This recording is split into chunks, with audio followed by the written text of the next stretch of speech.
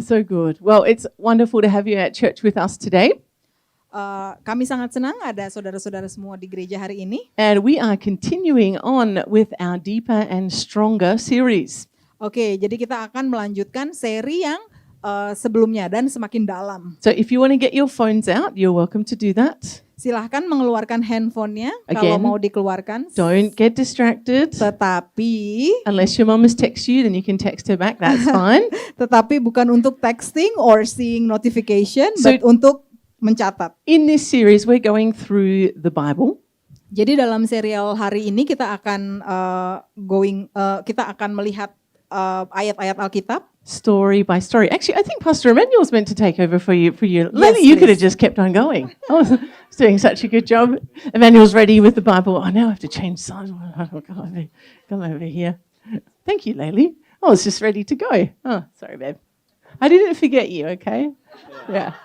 I didn't forget you. Wonderful worship this morning.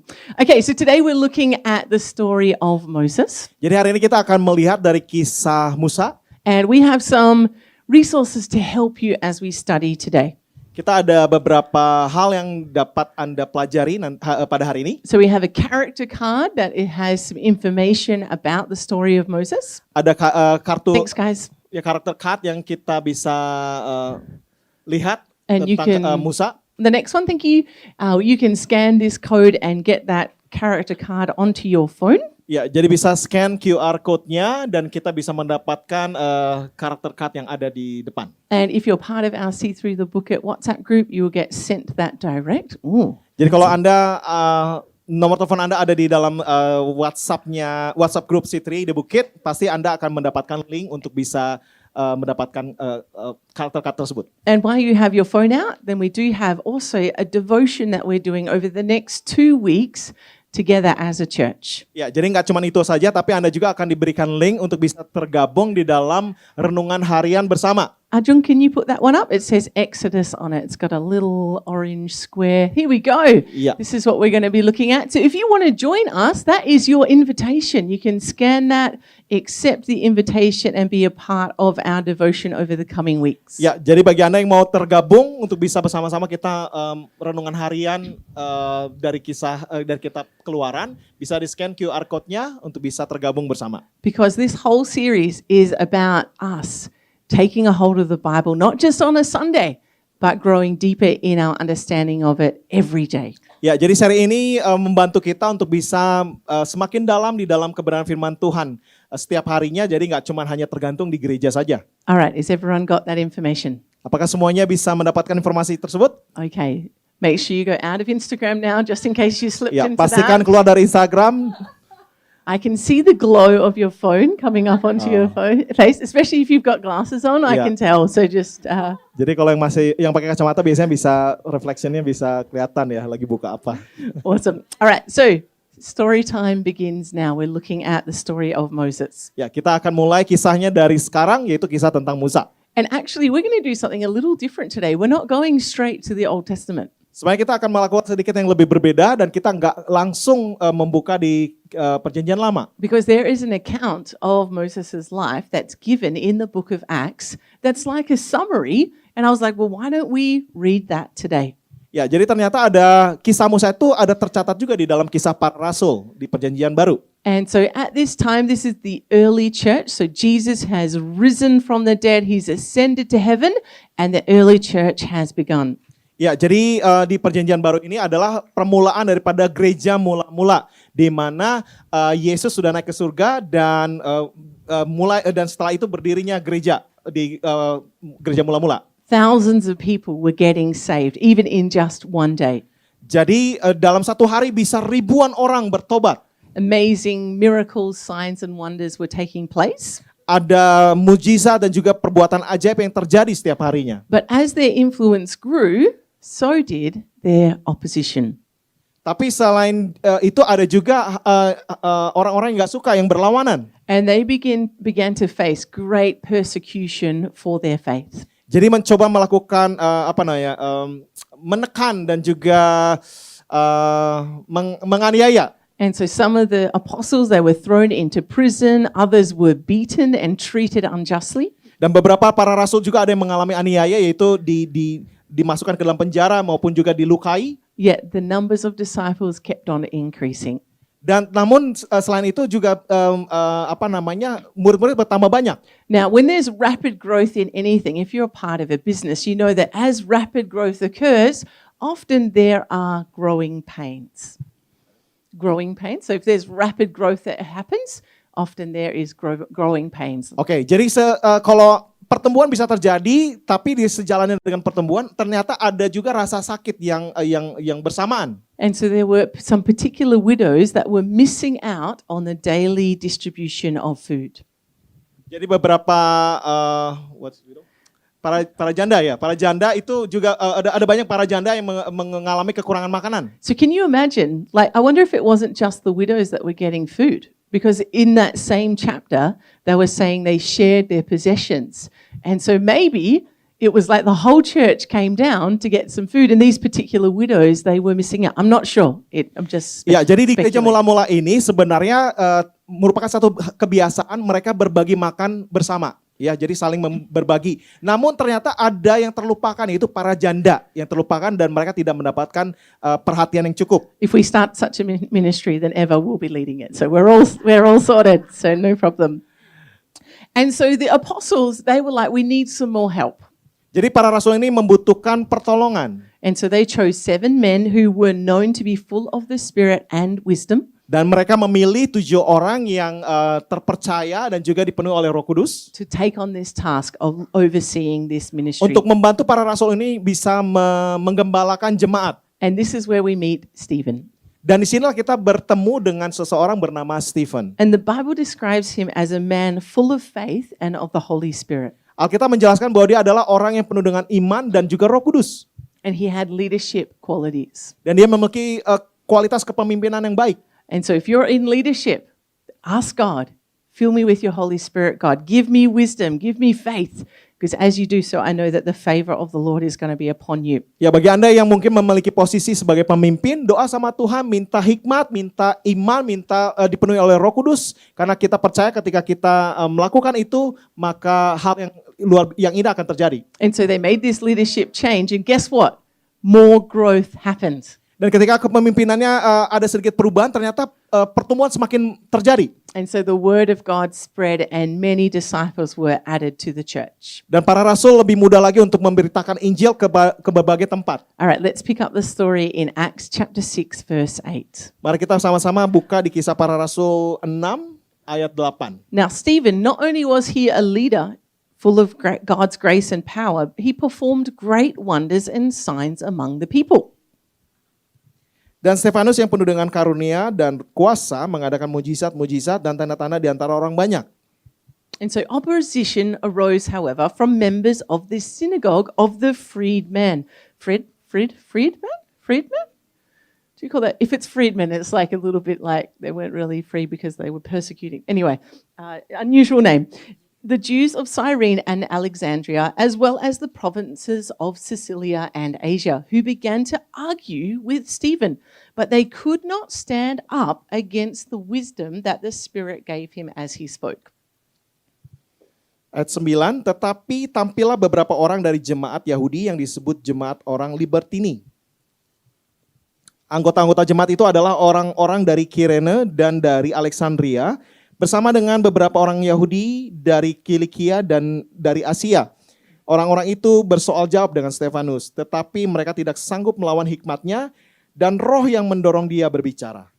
So another thought for those that are in leadership or in business, sometimes when we follow after God and we're doing the right thing, we will still experience persecution because people will be jealous of God's favor and blessing over our life. Ya, jadi sebagai seorang pemimpin sekalipun kita penuh dengan iman atau penuh dikuasai Roh Kudus, tetapi ada satu peristiwa yang pasti kita akan mengalami yang namanya aniaya. That's where we need to cling to Jesus and his wisdom to know how to deal with those circumstances. Ya, itulah sebabnya kita perlu bergantung sama Tuhan untuk bisa mengandalkan Dia di dalam setiap situasi. And so the people, they stirred up trouble against Stephen.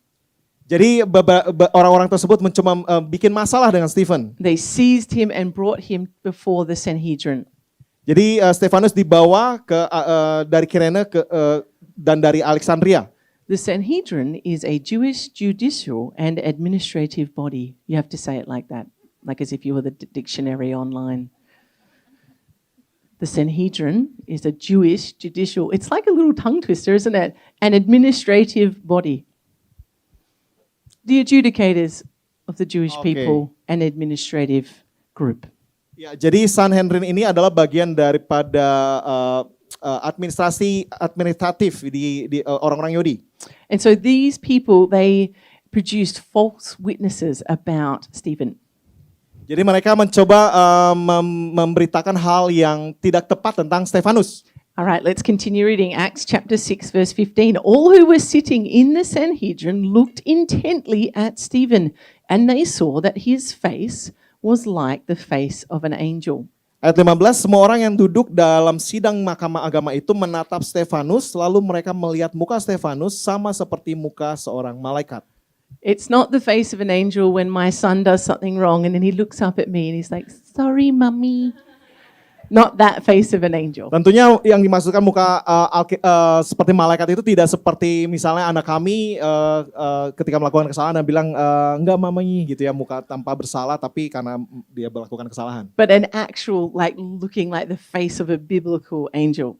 Tapi sungguh ini terlihat seperti wajah seorang malaikat, kemuliaan ya, wajah kemuliaan. I can imagine it was bright. His face was so bright with light. Ya, saya bisa bayangkan bahwa itu bisa terlihat terang dan juga sangat berkilau, He was glowing. glowing, berkilau. And so we continue on. Acts chapter 7, verse 2 to 3. He starts replying to the Sanhedrin with the accusations that they've made against him.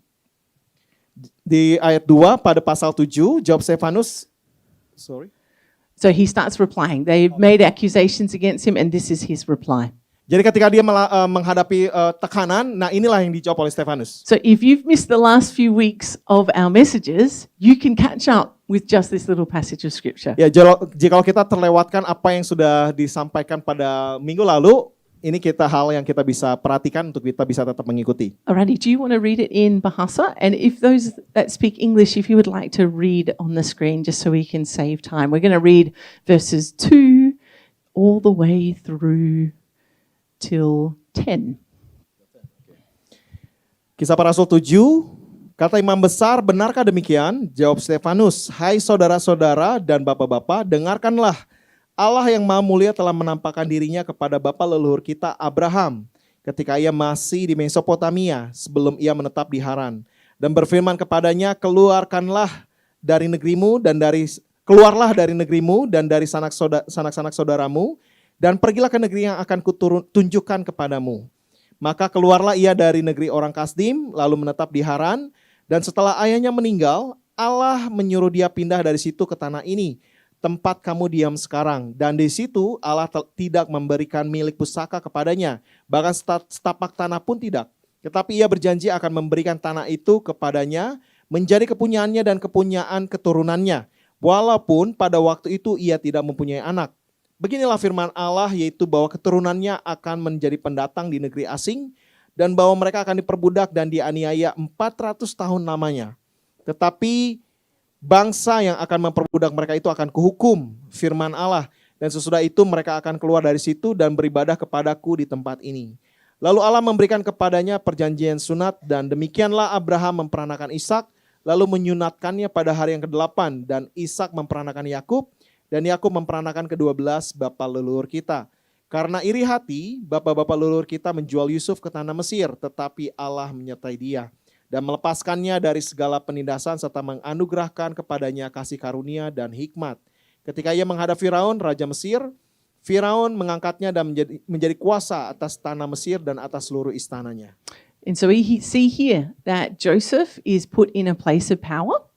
Jadi kita bisa lihat bahwa Yusuf dipercayakan dalam satu posisi kekuasaan. And he ends up saving his entire family. Dan dia akhirnya bisa menyelamatkan seluruh keluarganya. And this is the point where we're at right now, where Moses is introduced into the story. Dan ini adalah awal daripada kita bisa melihat bagaimana Musa ada di kisah tersebut. And so what had happened was is during this 400 years, the people of God, they continued to multiply and be fruitful. Jadi apa yang terjadi? Selama 400 tahun itu orang-orang Israel itu berlipat ganda, bertambah banyak. But the Pharaoh, he was jealous and a little bit insecure and thinking, well, maybe they're going to take over his kingdom. Jadi Firaun sedikit khawatir dan cemas karena siapa tahu nanti bangsa Israel ini yang sudah bertambah banyak ini bisa mencoba menguasai Mesir. And so he put them in slavery. Jadi jadi Firaun ini menempatkan bangsa Israel di dalam perbudakan. And not only did they do that, they started trying to kill the newborn boys. Dan enggak cuma itu saja karena Firaun juga mencoba membunuh anak-anak laki-laki. And Moses is right in the midst of this time. Dan di masa krusial tersebut, Musa berada di tengah-tengah peristiwa tersebut. And so Moses foreshadows Jesus. Jadi Musa ini gambaran daripada Yesus. If you remember, King Herod ordered that all of the boys under the age of 2 around and in the area of Bethlehem, they would be killed because he was fearful about Jesus being born. Jadi apa yang terjadi dengan kisah Musa ini sama seperti apa yang terjadi dalam kisah Tuhan Yesus ketika Yesus masih bayi. Raja Herodes karena dia iri, karena dia takut dengan seorang raja yang akan lahir, jadi dia membunuh anak-anak di bawah 2 tahun. All through this story of Moses, we see Jesus like a thread all the way through. Jadi kita bisa lihat dari kisah Musa ini, kita bisa melihat gambaran tentang apa yang terjadi dengan Yesus dan apa yang akan dia lakukan. And so Moses was born and he was no ordinary child. They are the words that the Bible uses about Moses. No ordinary child. He wasn't an ordinary child. Oke, jadi Musa ini sebenarnya bukan anak yang biasa. And so it makes me think, what made him not ordinary? Apa yang membuatnya enggak orang biasa? Maybe he came out talking. He could have. Mungkin He dia wasn't terlahir langsung ordinary. bisa bicara, halo mama, bye-bye. I don't know, maybe he had some special skills. Atau dia punya skill yang kemampuan yang spesial. Or maybe he was just really good looking. Atau mungkin karena dia cakep gitu ya. Just a really good looking baby. I don't know what no ordinary child means. Jadi katakan bahwa dia tuh bukan orang yang biasa. Maybe he was able to walk already. I'm not sure. But Ya, kita nggak tahu sebenarnya apa yang menjadikan dia tidak biasa. whatever it was, there was something about this baby that made him stand out.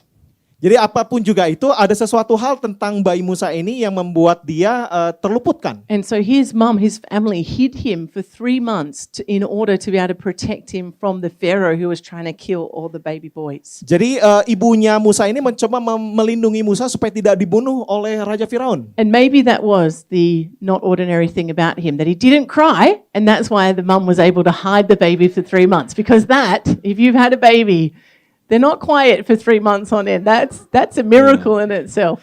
Jadi mungkin dikatakan bayi Musa ini tidak biasa itu mungkin karena selama beberapa waktu dalam pertumbuhan dia dari baru lahir itu dikatakan bahwa dia terluput daripada Firaun karena biasanya bayi kan nangis. Nah ini nggak kedengaran suara tangisannya sehingga akhirnya mungkin inilah yang disebut dengan dia bayi yang tidak biasa. And so when Moses was 3 months old, then the mother placed him in like a little basket and put him in the River Nile, hoping that he could be saved. Ya jadi ketika Musa berumur 3 bulan ditaruh ibunya lah di dalam nampan.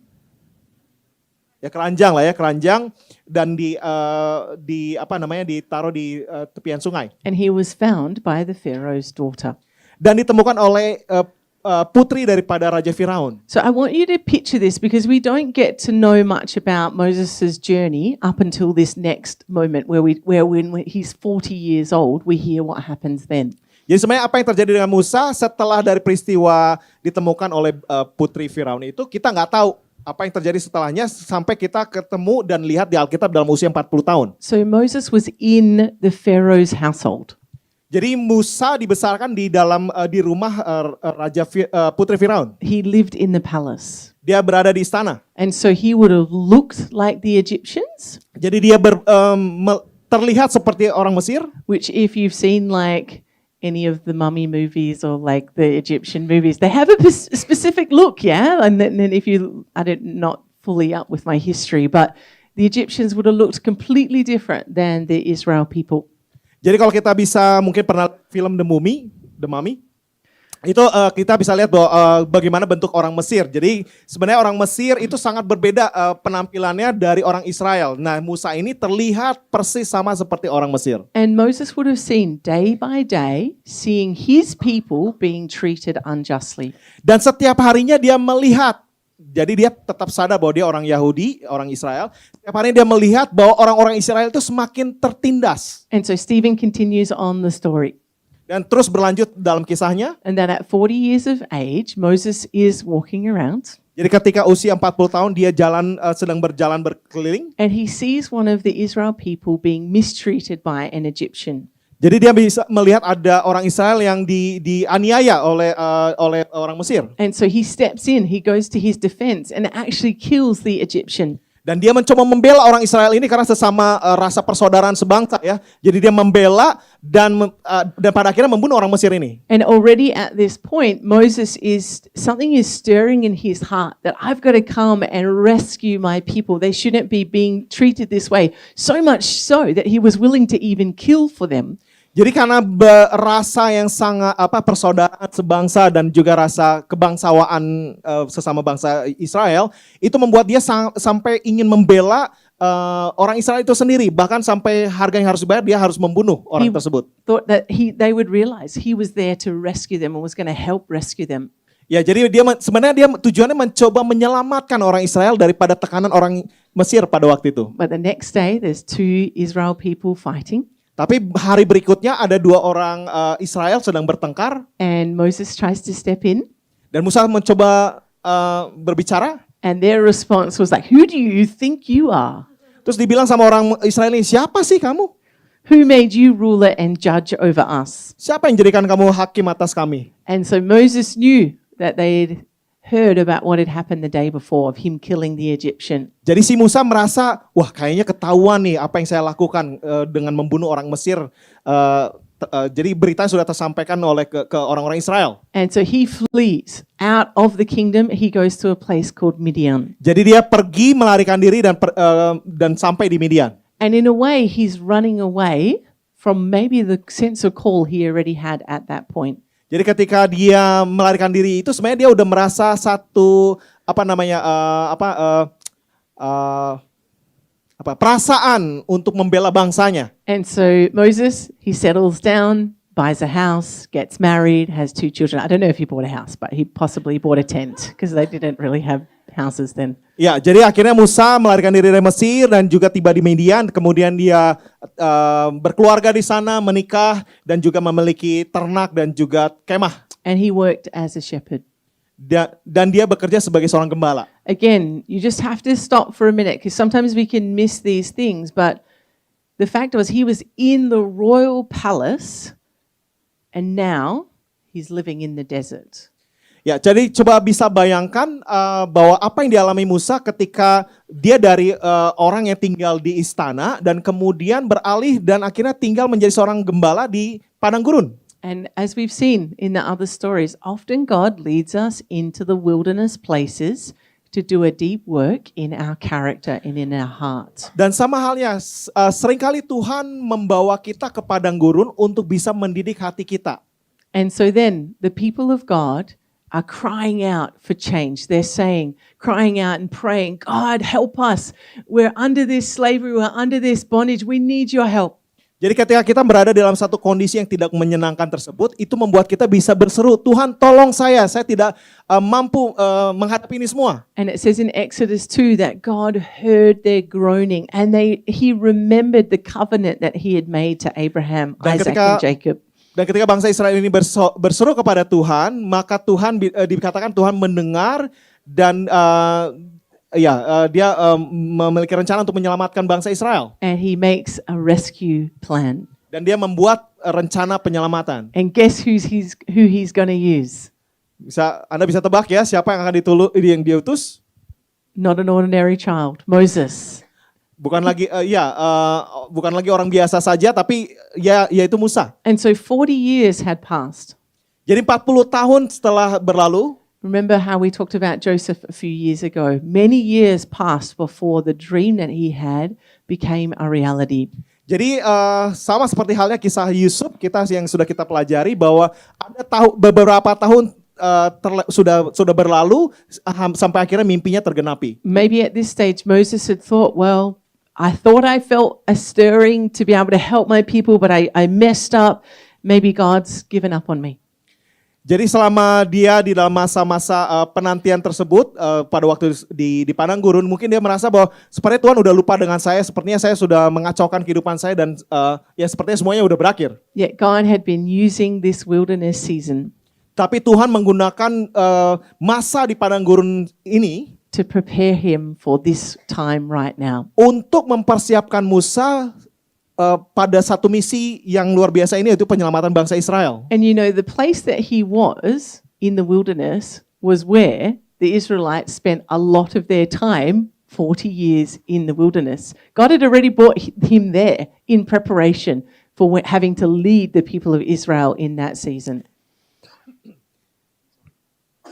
Jadi di tanah Midian ini tempat di mana Musa melarikan diri sebenarnya adalah tempat di mana nanti Musa membawa bangsa Israel ke padang gurun tersebut. And so God gets Moses' attention.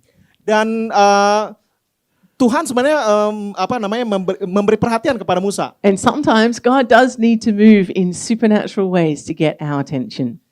Terkadang Tuhan melakukan hal yang supranatural untuk mendapatkan perhatian kita. And we see that God speaks to Moses through a burning bush. Dan Tuhan berbicara kepada Musa melalui semak duri yang menyala.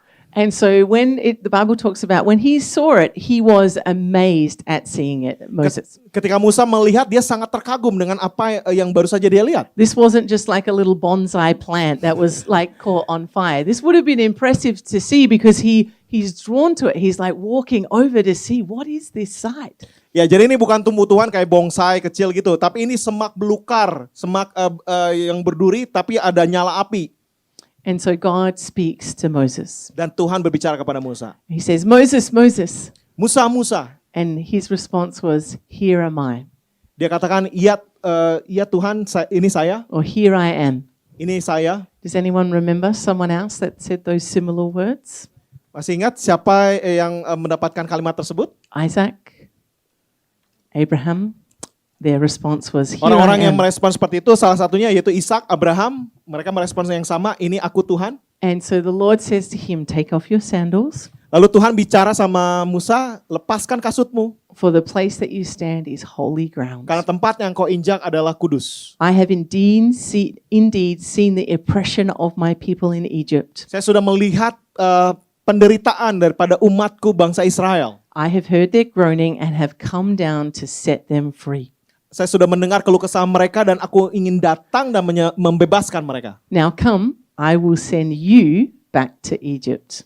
Mari datanglah dan saya akan mengutus engkau untuk kembali ke Mesir. And so God shows his mercy and his grace in this moment. Jadi Tuhan menunjukkan kasih dan kemurahannya pada saat itu. He shows his kindness Dia menunjukkan kebaikan Tuhan and his compassion. dan belas kasihnya. And what I love is that his plan involves a partnership with a person. Jadi hal yang menarik bagi saya adalah bahwa rencana Tuhan itu ingin berkerabat dengan manusia. It could have been like God could have sent like 1,000 angels, all with like loudspeakers on this big truck driving through Egypt, like let my people go, and then like With truck, lightning bolts and like he could have done that. It's, yeah. Ya, jadi sebenarnya Tuhan bisa saja sih ngirimin ribuan malaikat di truk gitu ya. Lihat malaikat jadi not with the wings ya. They go to the with Okay, truck. I suppose Oke, that jadi could have been on horses. Okay, Jadi maybe Tuhan bisa horses. lakukan apa saja, mengirimkan Horses. malaikat dan melakukan perkara ajaib, tapi Tuhan ingin berkolaborasi, ingin bekerja sama dengan manusia. But he chooses to use Moses as shepherd, Jadi dia mengutus Musa yang seorang gembala rejected by his people. yang ditolak oleh orang-orangnya. He's like basically cast out into the wilderness. Yang sepertinya terbuang di padang gurun. And as we get to know about Moses, he actually at this stage had a stutter. He couldn't really speak clearly or properly. Jadi kalau kita semakin melihat ke dalam kehidupan Musa, sebenarnya dia adalah orang yang gagap. And yet here God is saying, you, Moses, are my chosen person to bring salvation, deliverance to my people. Tapi kekurangan dia itu tidak menjadi satu hambatan karena Tuhan bilang bahwa engkau Musa yang aku pilih untuk bisa menyelamatkan bangsa Israel. Sometimes we can have the same response as Moses did when God says, I'm calling you, Rach, Emmanuel, you to go and do these things. We can say, well, who am I, God? Who am I? Ya, sama halnya juga Tuhan seringkali mengatakan sama kita bahwa saya memilih Anda untuk melakukan ini. Tapi terkadang kita merasa bahwa siapa saya, nggak mungkin.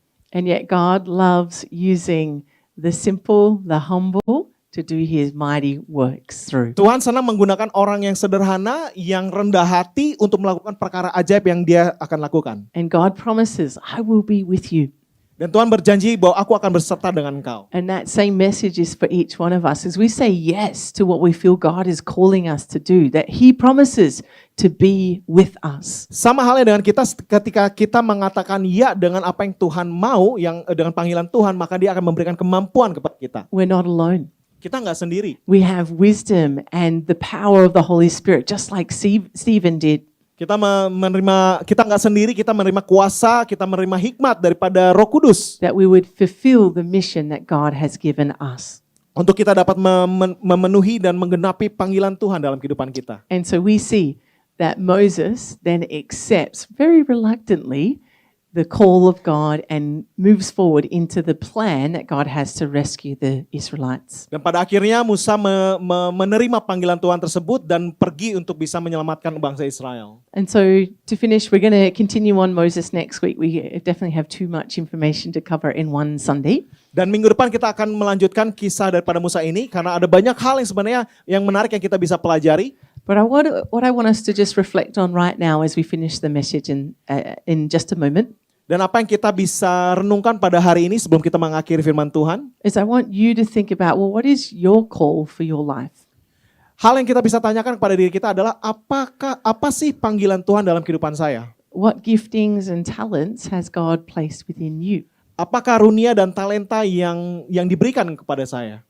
And how can you use that to fulfill the mission that God has for you? Dan bagaimana saya menggunakan itu untuk bisa memenuhi misi daripada Tuhan? Maybe that calling is to business Mungkin panggilan tersebut adalah di dunia bisnis or to be a mum. atau menjadi seorang ibu Maybe it is to work in a leadership role atau bekerja di dalam kepemimpinan or to be a creative person atau menjadi orang yang kreatif, or music or art. pemusik atau orang seni. Maybe it's you've got some amazing photography and videography skills. Atau mungkin Anda terpanggil untuk menjadi seorang fotografi atau videografi. Or maybe you just love serving people. Atau Anda adalah orang yang senang untuk melayani orang lain. What is God's call for your life? Apakah panggilan Tuhan dalam kehidupan